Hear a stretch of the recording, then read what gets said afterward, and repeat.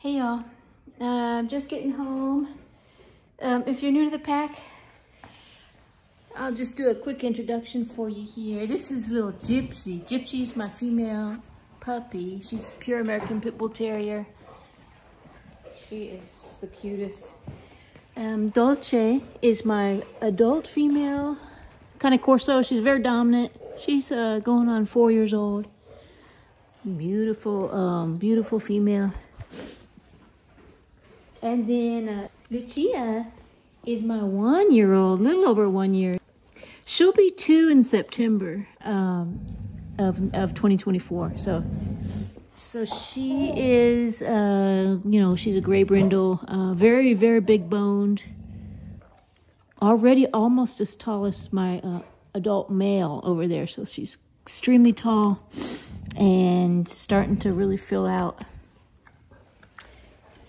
So, yeah, Lucia is a sweetheart. Very, very nice.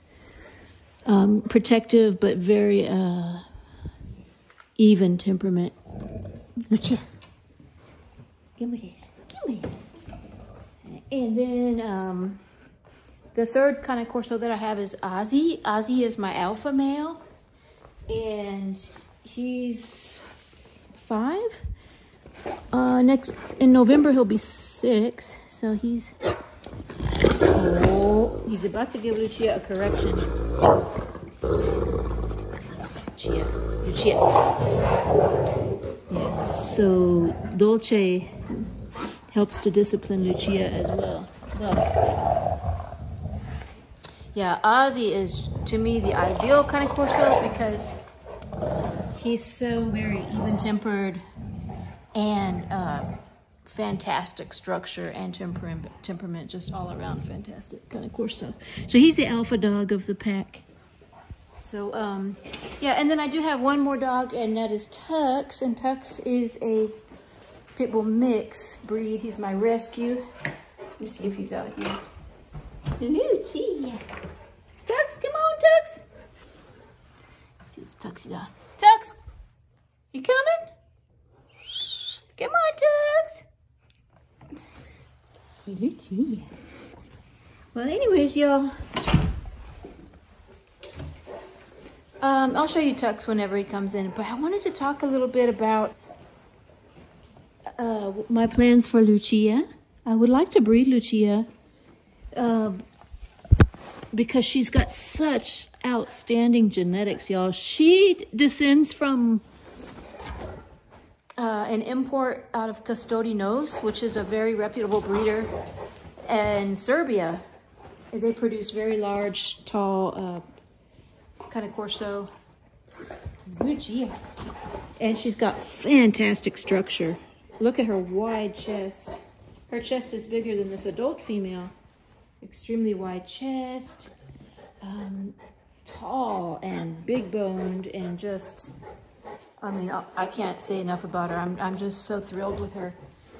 And so, and you know, everything about her structure, her top line, her rear angulation, her head type is just absolutely beautiful, y'all. Yeah, her chest is just extremely, she looks like a male, honestly. Even at 1 year of age, she already looks like a male. So anyways, with that being said, I know I had talked about this earlier. I would like to breed her. No, Lucia. I'm not giving them the sticks. Just making them wait. No. That's a good girl. Yeah, so I'd like to breed her, and I talked about it in earlier videos that I would like to breed her to a male out of, no. You wait. Out of Force Pride, which is in Russia. Force Pride has just like a beast of a Cane Corso. Ooh, yep, Ozzy. Both of them got onto her. Yep. Yeah, so Force Pride was my #1 pick to get a stud from. And, you know, I was thinking that they could ship the semen, which is what a lot of Cane Corso stud services will do. They'll just ship it I guess, frozen. And they'll ship it with a kit, and then you would take that to a veterinarian that could do the artificial insemination to your female.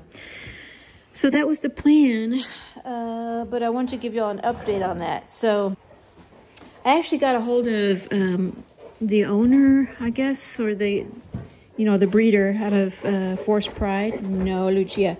And she said they do not. They don't ship the genetic material, the semen. They don't. She said that they're in Russia and that's impossible. They can't do it. And so the next option would be just to buy a puppy, a male puppy, and then wait till it's old enough and use that puppy as a stud.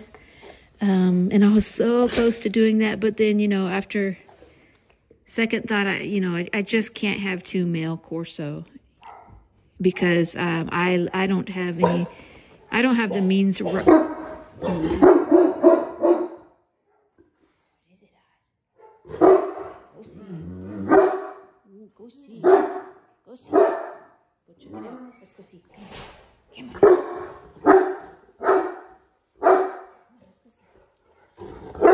Let's go see. Go see. Go see us.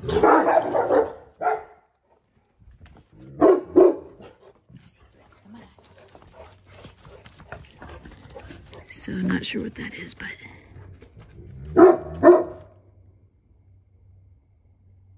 well, anyways, y'all, that's a Cane Corso protection in action. Very, very protective, very excellent guard dogs, as you can see. Well, anyways, so come on, ducks. Where's that baby girl? What is it? Yeah, so since I'm not able to supervise 2 males, especially with one of them being intact, Ozzy's no longer intact. He's neutered. I had him neutered at around 5 years of age. Way after his growth and development phase, because I can't have an intact male around a breeding female. If it would be too hard to it'd be too hard to prevent an unwanted pregnancy since I work many hours of the day.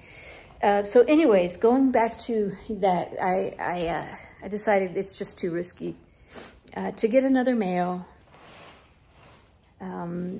because it would be a very high risk for a deadly or a very serious fight between the 2 males, is in the presence of females, especially females that are breeding females. So anyways,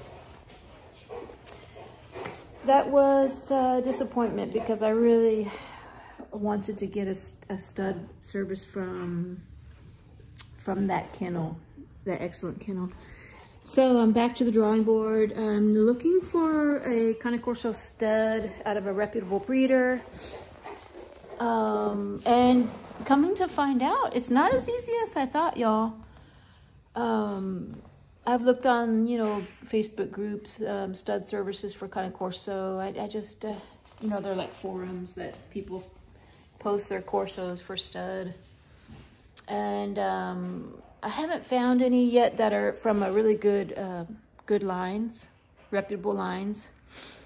I even looked for breeders in the U.S., because I'm in the U.S., I'm in Texas, that had dogs imports from Force Pride, and I couldn't find any.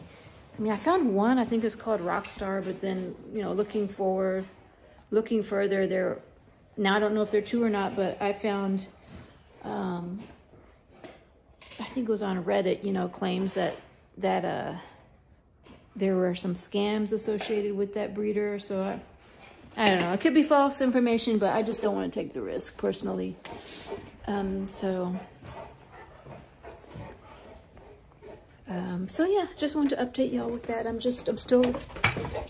still looking for a really good stud that I could use for Lucia. And like I said, I don't know if I mentioned it, forgot if I mentioned it earlier. Yeah, she comes from Custodi Nos. So if I did find a stud that had lines from Custodi Nos, then I'd have to make sure that they were far enough apart, you know, that there's very minimal relation, so that we get really good genetic variation.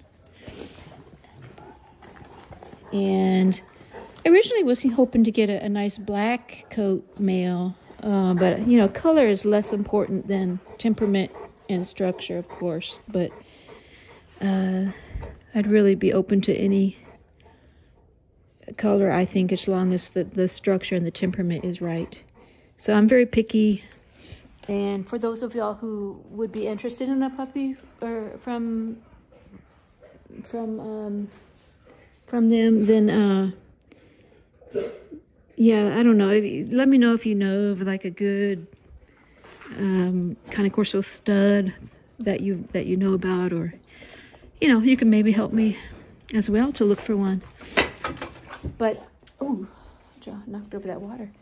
But yeah, so that's the update so far. Ah, he's hungry. I think I'm gonna give him chicken. I'm waiting for their shipment of raw food to come in, so it should get here later this week. So in the meantime, I'm gonna feed some canned chicken with their kibble. He's hungry. Okay, Papa. Yeah, I'm gonna feed them some canned chicken. They love it. Also, I'll do another video on this at a later date, but I am changing their kibble. If you're just kind of, or missed the previous videos or just tuning in, I'm trying to transition to mostly raw food, and I'm using a pre-packaged raw that has all the proportions of bone to meat to, bone to organ to muscle meat. It should really be in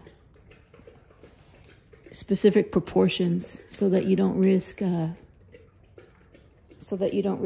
any kind of nutrient deficiency or getting too much of a vitamin or a nutrient, you know. So it's really important. So I actually just don't mind paying a little bit extra to have that as a convenience factor already proportioned out for me.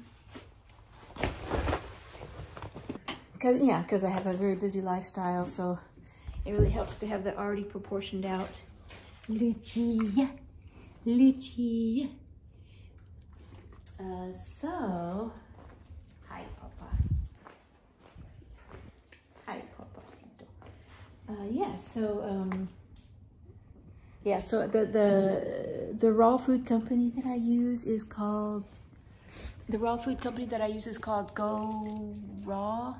Go Raw Pet Food, I think is the website. But hi, Papa.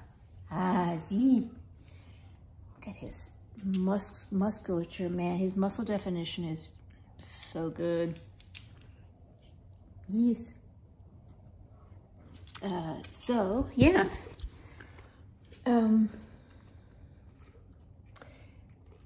Oh yeah, this is kind of what I want on that note. Want to mention to y'all. Hi, Papa. Is that the kibble? So I'm not gonna feed purely raw. It's just way too expensive for the method that I'm doing. It's not sustainable with 5 dogs, you know. So I've been buying this really expensive kibble because it has had 0 recalls and it's very high quality. You don't use as much as you usually do in other kibble brands because it's so nutrient dense. And it was called Zeal, Z-E-A-L, which I think is kind of an offshoot of an even more expensive one called Ziwi, Z-I-W-I, from New Zealand. But Zeal is from Canada, and both like insanely expensive. I can't keep it up. So, hi, Papa. I know you're hungry. I know you're hungry. And so I'm just looking for a kibble that I can feed, you know, in between raw feedings. I'm gonna kind of alternate, maybe every other day feed raw, just to make it more economically feasible. And so I really want to find a kibble that's not as expensive as those Zeal and Ziwi, but still very high quality. But the main thing I was looking for is that they have never had a recall. Because if you do a Google search and you just Google kibble recall brands, you'll see that From has had recalls. Victor recently in the news has had salmonella recalls. I think the ones that concern me the most are the recalls that have hypervitaminosis, like too much vitamin D. Can be deadly, y'all. And so it's like, well, which bag is going to be the one that nearly kills my Cane Corso? It's just like a Russian roulette to me, with you know, without being too dramatic about it. But it's seriously, it's very risky to feed kibble nowadays. Hi, my big girl. This is my big girl. So I did a search and I found a brand that has not had any recalls, and it's called, I think it's called Signature. It begins with a Z. So I ordered some from Chewy, and it's way less expensive. It's still pricey, you know, relatively pricey as far as kibbles go, but definitely more economically doable. Way less money per pound than those very high, expensive Ziwi and Zeal brands. So, and I won't feed that every day. I'll just, like I said, supplement on days that I don't feed raw. And so that's the plan going forward. So I'll do another video once I get that in and talk more about that. Gypsy girl. She's getting big, y'all. This pit bull puppy's getting so big. Anyways, I hope everybody had a nice Christmas, a nice holiday season, whatever you celebrate, Kwanzaa, or, you know, some people celebrate Hanukkah.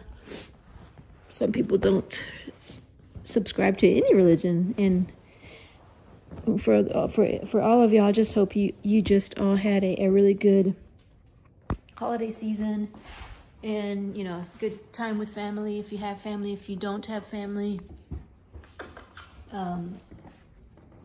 happy holidays from your Cane Corso family here.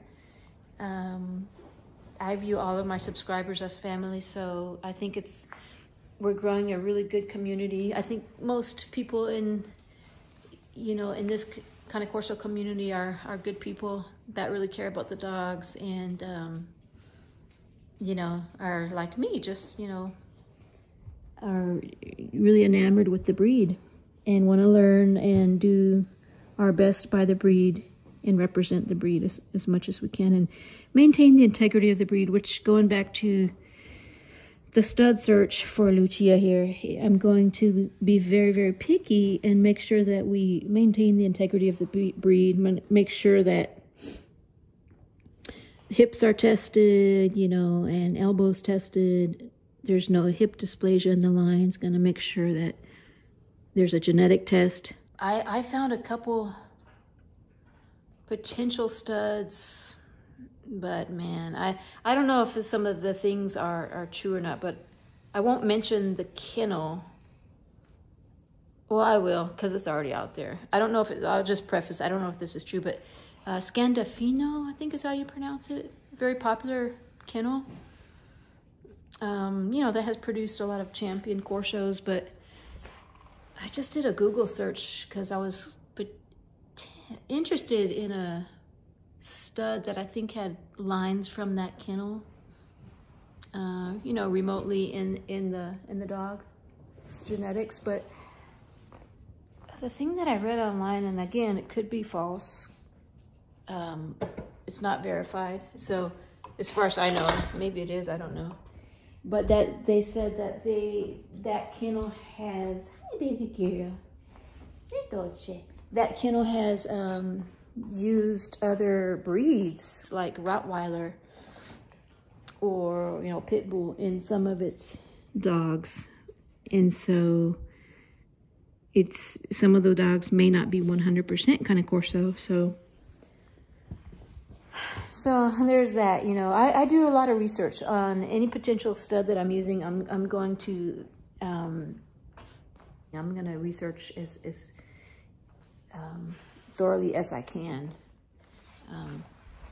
And research, yeah, like I said, research is, you know, part of how I was trained. You know, even in the medical field, you have to be able to, you know, do a little bit of research, some research skills. And so I'm gonna put that to the test, pardon the pun.